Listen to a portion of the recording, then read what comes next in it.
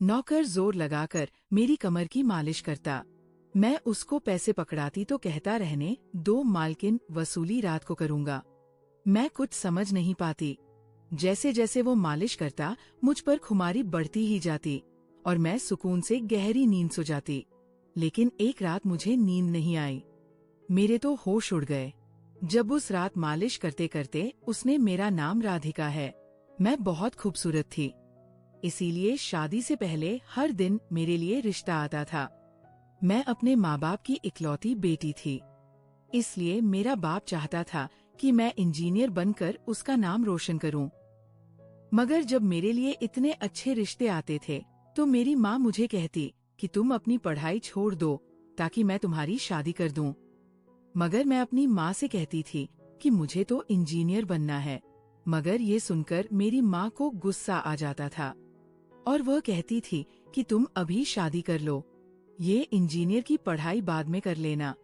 मगर मेरा बाप नहीं मानता था, इसलिए मेरी माँ एक बुजुर्ग बाबा के पास गई और उनसे कहा कि मैं अपनी बेटी की शादी करना चाहती हूँ। मगर उसका बाप नहीं मान रहा। कोई ऐसा ताबीज दो कि उसका बाप शादी के लिए फौरन मान जाए। उस बुजुर्ग ने मेरी माँ से 2000 रुपए लिए और ऐसा ताबीज दिया कि मेरा बाप मेरी शादी के लिए फौरन मान गया। ये रिश्ता दरअसल मेरे बाप के दोस्त ने अपने बेटे के लिए मांगा था और कहा कि आपकी बेटी शादी के बाद भी इंजीनियर बन सकती है। ये सुनकर मेरे बाप ने उससे शादी के लिए फौरन हाँ कह दिया और मैं विदा होकर अपने ससुराल आ गई। मेरे ससुराल वाले बहुत अमीर थे, इसलिए मैं और मेरे पति अलग घर में रहते थे। मेरा पति अपने बाप का बिजनेस संभालता था, इसलिए वो सुबह से शाम तक बिजी रहता था। मैं उसके घर गई तो वहाँ का ऐशो आराम देखकर मैं चौंक गई। मेरे पति ने मेरी सेवा के लिए कई नौकरानियां रखी हुई थी, मगर उसका एक नौकर धीरे धीरे मेरे करीब आने लगा। उस नौकर ने मुझसे कहा कि मैं यहाँ काफी सालों से काम कर रहा हूँ और आपके ससुराल वाले मुझे बिल्कुल घर के मेंबर की तरह ही समझते हैं। ये सुनकर मैंने भी उसे खास अहमियत देना शुरू कर दी। वह एक दिन मेरे एक कमरे में आ गया। मैं अभी तक बिस्तर में लेटी हुई थी। उसने मुझे थका थका देखा तो कहने लगा कि आप लेटे रहो, थक गई होगी। अगर आपको ऐतराज ना हो तो मैं आपके कंधे दबा दूं। ये सुनकर मैं चौंक गई। मैं खूबसूरत थी, जवान थी, लेकिन मुझे मेरे पति के अलावा किसी मर्द ने नहीं छुआ था और ना ही मैंने किसी नौकर से कभी अपने कंधे दबवाए थे। इसलिए मैंने फौरन मना कर दिया, क्योंकि मुझे अच्छा नहीं लगता कि कोई पराया मुझे छुए। ये सुनकर वह चुप हो गया और मेरे कमरे से चला गया। तभी मुझे एहसास हुआ कि मैंने उसकी बात का जवाब बहुत सख्ती से दिया था। शायद वो पहले भी मेरे ससुराल में ऐसे काम करता होगा, मगर मैंने साफ इनकार करके उसका दिल तोड़ दिया था।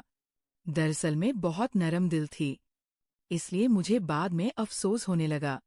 मैं उसके बारे में सोचने लगी कि ये नौकर तो काफी जवान और खूबसूरत है, मुझे इससे कंधे नहीं दबाना चाहिए था। शायद मेरे पति को ये बात अच्छी ना लगे।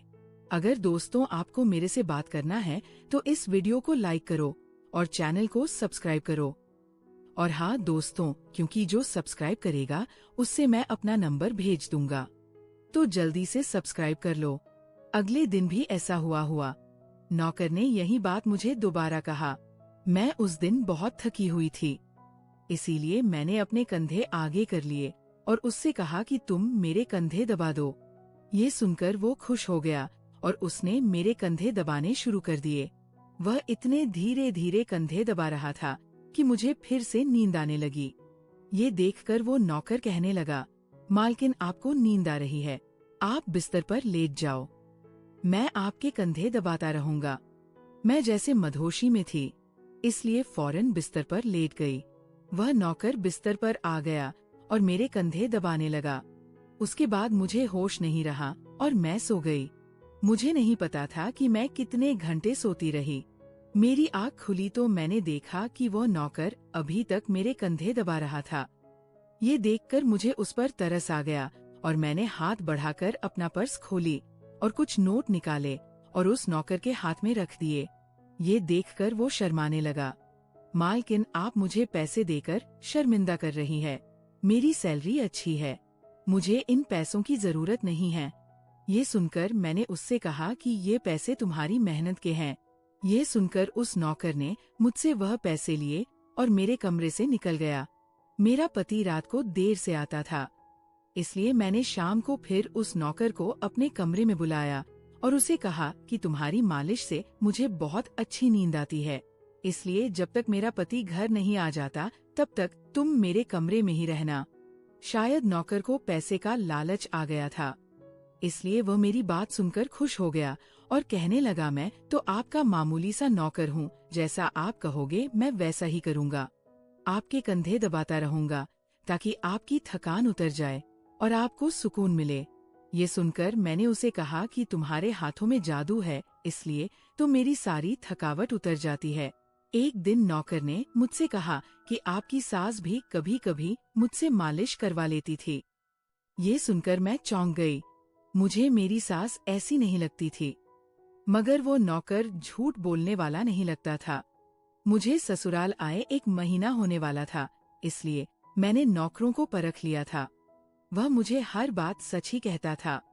मेरे घर में नौकरानियां भी काम करती थी, मगर वो झूठी और बेईमान थी। वह मुझसे जो बात सुन लेती थी उसे पूरे मोहल्ले में मशहूर कर देती थी, इसलिए मैं उन्हें अपने कमरे में नहीं आने देती। ये नौकर इस घर का पुराना नौकर था, इसलिए मैं उस पर भरोसा करती थी। पक्कर भी मेरे कमरे में आता था, मगर अपनी नजरें झुकाकर रखता था। वह मेरे जिस्म को हाथ लगाता, मगर उसकी नीयत खराब ना थी। ऐसा हर रात होता था। एक दिन मैंने अपने पति से कहा कि जब से हमारी शादी हुई है हम कहीं घूमने फिरने नहीं गए। ये सुनकर मेरे पति ने कहा कि जब से हमारी शादी हुई है तुम भी तो हर वक्त नींद में रहती हो। मैं रात को घर आता हूँ तो तुम गहरी नींद में होती हो। दिन को मेरे पास वक्त नहीं होता और रात को मेरे घर आने से पहले तुम सो जाती हो। ये सुनकर मैं अपने दिल में सोचने लगी कि ये सब नौकर की मालिश की वजह से हो रहा था। मेरे पति की शिकायत सही थी। मुझे रोज रात को अपने पति के लिए जागना चाहिए था। उस दिन मैंने फैसला किया कि आज रात जब नौकर मुझे मालिश के लिए कहेगा तो मैं इनकार करूंगी, ताकि मुझे नींद ना आए और मैं अपने पति के आने तक जागती रहूं। शाम हुई तो मैंने नहाकर खुद को खूब तैयार किया और दुल्हन बनकर बिस्तर पर बैठ गई। नौकर मेरे कमरे में आया तो उसने मुझे मालिश के लिए पूछा, मगर मैंने साफ इनकार कर दिया। मेरी बात सुनकर वो कुछ उदास हो गया और वापस चला गया। कुछ देर बाद नौकर मेरे कमरे में आया तो उसके हाथ में चाय का गिलास था।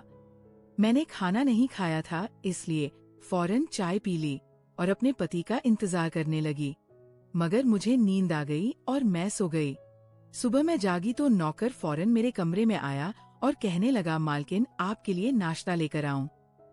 ये सुनकर मैंने अपने पति के बिस्तर की तरफ देखा, वह खाली था। ये देखकर नौकर कहने लगा, मालिक को जरूरी काम था।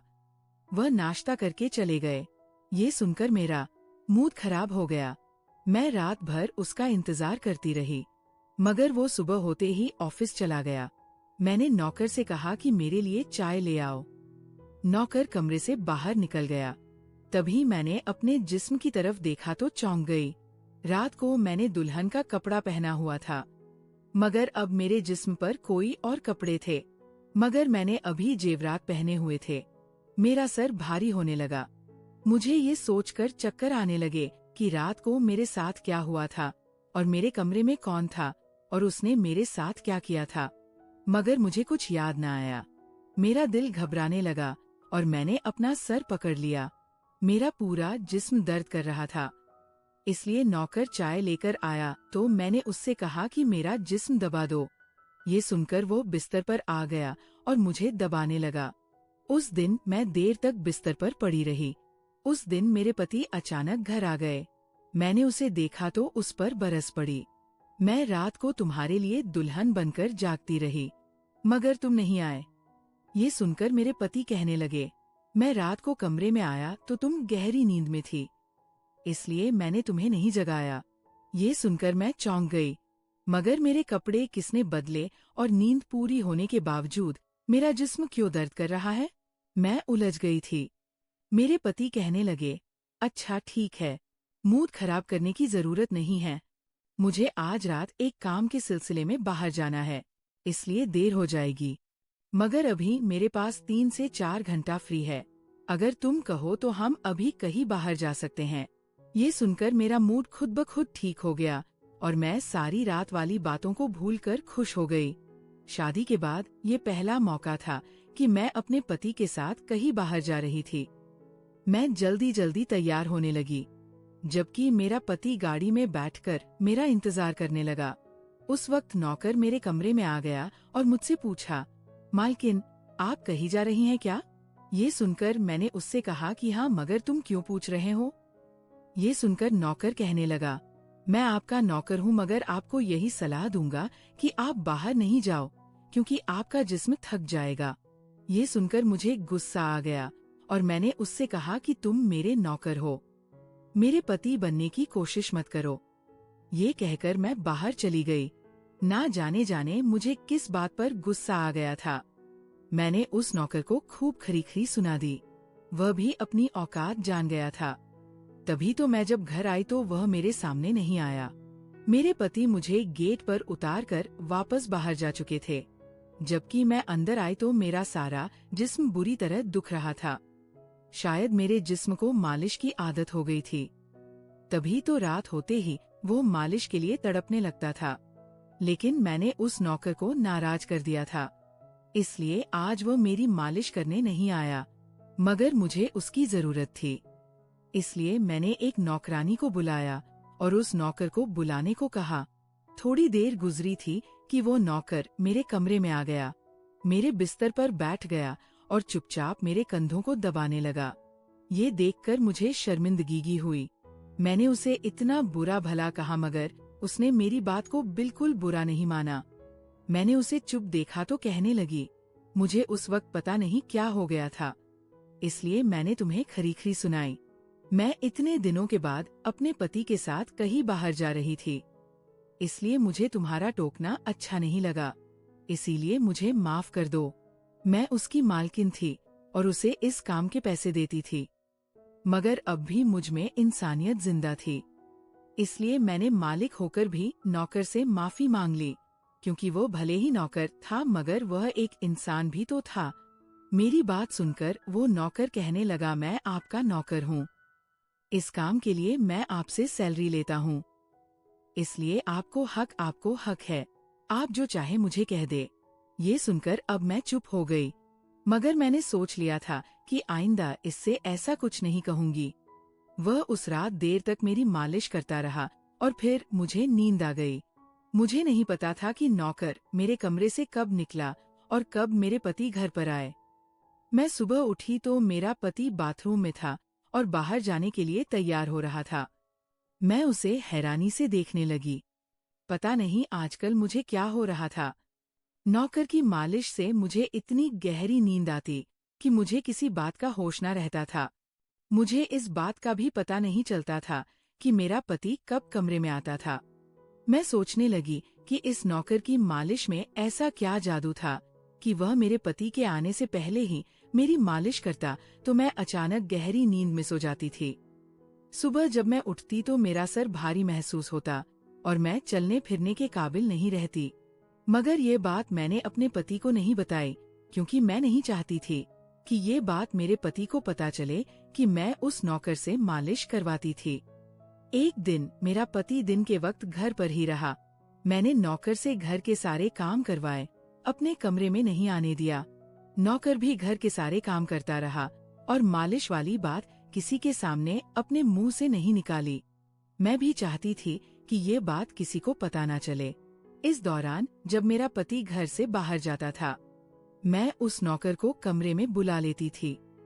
मगर एक दिन मेरा पति अचानक ही घर आ गया और मैं कमरे में थी। ये देखकर मैं बहुत घबरा गई और सोचा कि पति के आने से पहले नौकर को भगा दूं।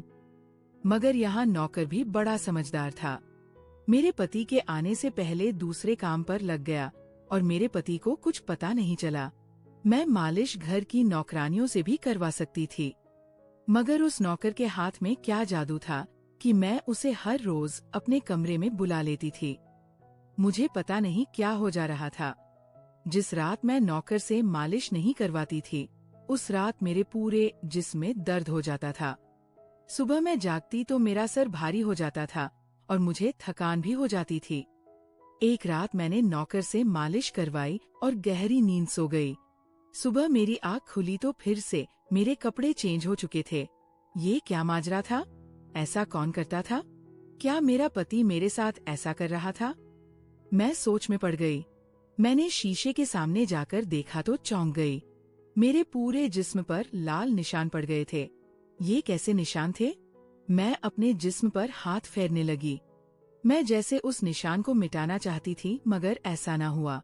अगले दिन फिर मैंने अपने जिस्म को देखा कि निशान खत्म होने के बजाय फैलने लगे थे। मैं घबरा गई। तभी मेरे कमरे में नौकर आ गया और उसने मुझे मालिश को कहा। मैं उस निशान को छुपाना चाहती थी, इसलिए उसे कहा कि आज तुम सिर्फ मेरे कंधे दबा दो। उसने मुझसे कुछ नहीं पूछा, मगर मैं अंदर ही अंदर डर रही थी। किसी दिन मेरे पति ने ये निशान देख लिए तो मैं उसे क्या जवाब दूंगी? मैं ये सोच सचकर थक चुकी थी, इसलिए मैंने तकिए पर सिर रख दिए। नौकर मेरा मसाज करने लगा। मेरी आंखें नींद से बंद होने लगी थी। तभी मुझे नौकर ने ऐसी बात कह दी जिसे सुनकर मेरे होश उड़ गए। उसने मुझसे कहा, मालकिन आप मुझे बहुत अच्छी लगती हो। मेरी आंखें बहुत बोझल होने लगी थी। मुझे उसकी बात समझ नहीं आई और फिर मैं गहरी नींद सो गई। सुबह मेरी आँख खुली तो मेरा पति भी बिस्तर में लेटा हुआ था। मेरा सर भारी हो रहा था और जिस्म दर्द से छूट रहा था, मगर उसके बावजूद मैं अपने पति के करीब गई और उसे धीरे से उस निशान के बारे में बता दिया। मैंने सोचा कि ये निशान बढ़ रहे थे, इसलिए मुझे ये बात अपने पति को बता देनी चाहिए। ये सुनकर मेरे पति ने मेरे जिस्म से कपड़ा हटाया तो वो उछल पड़ा। वह मुझसे दूर हो गया और कहने लगा, तुमने मुझे धोखा दिया है, बेवफाई की है और तुम्हें उसी की सजा मिली है। ये कोई बीमारी नहीं है, बल्कि तुम्हारा गुनाह है। मुझ में क्या कमी थी जो तुमने दूसरा मर्द तलाश कर लिया? मैं काम में बिजी था। मर तो नहीं गया था कि तुमने एक और चक्कर चला लिया। ये सुनकर मैं हक्का बक्का रह गई तरगी। मैंने उससे कहा कि यह आप कैसी बातें कर रहे हैं, मैं बेकसूर हूँ। मगर मेरा पति हंसने लगा और कहने लगा, ये निशान बता रहे हैं कि तुम गुनहगार हो, इसीलिए मेरे घर से निकल जाओ। मैं तुम्हें तलाक के पेपर भेज दूंगा। उसने मुझे धक्के मार मार कर घर से निकाल दिया। मैं रोते हुए अपने माँ बाप के घर आ गई और उन्हें अपनी बेगुनाही का यकीन दिलाया। वह मेरे अपने थे, इसलिए उन्होंने यकीन कर लिया। उन्होंने कहा कि वह मेरे पति से बात करने जाएंगे, मगर उनके जाने से पहले ही तलाक के कागज आ गए और मेरी हंसती मुस्कुराती दुनिया उजड़ गई। मैं इसका जिम्मेदार किसको ठहराती? कोई भी तो नहीं था। मैं कई दिनों तक रोती रही। मुझे ऐसा लगने लगा था जैसे मैं मरने वाली थी। एक दिन मेरी माँ मेरे कमरे में आई और कहने लगी कि तुमसे कोई मिलने आया है। मैं भाग कर गई कि शायद मेरे पति आए हो। उसे मेरी बेगुनाही का एहसास हो गया हो, मगर वहाँ मेरा पति नहीं था, बल्कि वही नौकर था जो उसके घर काम करता था। मैंने उसे आने का कारण पूछा तो वह कहने लगा, मैं आपके उन निशानों के बारे में जानता हूँ। ये सुनकर मैं चौंक गई। मैंने उसको कसकर पकड़ा और उसके शर्ट का बटन एक झटके से खोल दिया। मुझे अब समझ आया कि मेरे पति ने मुझ पर इतने गंदे इल्जाम क्यों लगाए थे। ये कहकर मैंने नौकर के सीने पर मुक्के मारने शुरू कर दिए। मैंने कहा, ये निशान मेरे जिस्म पर कैसे आए? तुमने मालिश के बहाने मेरे साथ क्या क्या किया था? मुझे सच सच बताओ। ये सुनकर नौकर ने मेरे दोनों हाथ पकड़ लिए और कहने लगा, मेरा नाम सौरभ है और मैं तुम्हारे साथ कॉलेज में पढ़ता था, मगर मुझे तुमसे प्यार हो गया। मैं भी इंजीनियर बनना चाहता था और मैंने सोचा था कि जब हम दोनों इंजीनियर बन जाएंगे तो मैं तुम्हारे बाप से तुम्हारा हाथ मांग लूंगा। मगर एक दिन तुम्हारी सहेली की जुबानी मुझे पता चला कि तुम्हारी माँ तुम्हारी शादी जल्द करना चाहती है, इसलिए मैंने डरकर तुम्हारे घर रिश्ता भेजा। मगर तुम्हारे बाप ने इनकार कर दिया और कहा कि मैं अपनी बेटी की शादी तब करूंगा जब वो इंजीनियर बन जाएगी। इसलिए मैं टेंशन फ्री होकर अपनी पढ़ाई करने लगा। मुझे 1 हफ्ते के लिए अपने कजिन की शादी के लिए शहर से बाहर जाना पड़ा। तभी तुम्हारी शादी हो गई। वह ये सब मुझसे कह रहा था और मैं चुपचाप उसे देख रही थी। जब मैं वापस आया तो मेरी मोहब्बत किसी और की दुल्हन बन चुकी थी। मैं तुम्हारे प्यार और दीवानगी में तुम्हारे ही घर का नौकर बन गया ताकि मैं तुम्हारे करीब रह सकूं। मैं तुम्हारे करीब आना चाहता था, इसलिए मालिश के बहाने तुम्हारे कमरे में आ जाता था और रात को तुम्हारी चाय में बेहोशी की दवा मिला देता था ताकि तुम सोती रहो और तुम्हारा पति तुम्हारे करीब ना आ सके, क्योंकि तुम मेरी थी। मैं तुम्हें किसी और के करीब नहीं देख सकता था। ये सुनकर मैं हक्का बक्का रह गई। क्या तुमने मेरे साथ कभी कुछ गलत किया? ये सुनकर उसने मेरा हाथ अपने सर पर रख लिया और कहा, मैं तुमसे प्यार करता था, इसलिए तुम्हारी इजाजत के बगैर मैं तुम्हारे साथ कुछ नहीं करना चाहता था। ये सुनकर मैंने उस निशान की तरफ इशारा किया जो हम दोनों के जिस्म पर थे। ये सुनकर वो हंस दिया और कहा कि मैं इंजीनियर हूँ और ये सिर्फ इन्फेक्शन है। ये मैंने इसीलिए किया ताकि तुम्हारे पति को हम दोनों के ऊपर शक हो जाए। यह कहकर उसने मुझसे माफी मांग ली और मैंने पूरे 1 साल उसे सजा देने के बाद माफ कर दिया और फिर उसके साथ शादी कर ली। तो मेरे प्यारे दोस्तों, ये थी हमारी आज की छोटी सी कहानी का पार्ट 1। आपको ये कहानी कैसी लगी कमेंट करके ज़रूर बताएं। अगर आपको ये कहानी पसंद आई हो तो इसे लाइक करें और अपने दोस्तों के साथ शेयर करें। अगर आप ऐसी ही और भी इंटरेस्टिंग और रोमांटिक कहानियां सुनना चाहते हो तो चैनल को सब्सक्राइब जरूर कर लें और बेल आइकॉन ऑन कर लें ताकि आपको मेरी हर कहानी समय पर मिल सके। क्या होगा अब आगे? क्या राधिका सौरभ के प्यार को स्वीकार करेगी या कुछ और बड़ा ट्विस्ट आएगा? ये जानने के लिए कल मिलेंगे पार्ट 2 के साथ। धन्यवाद।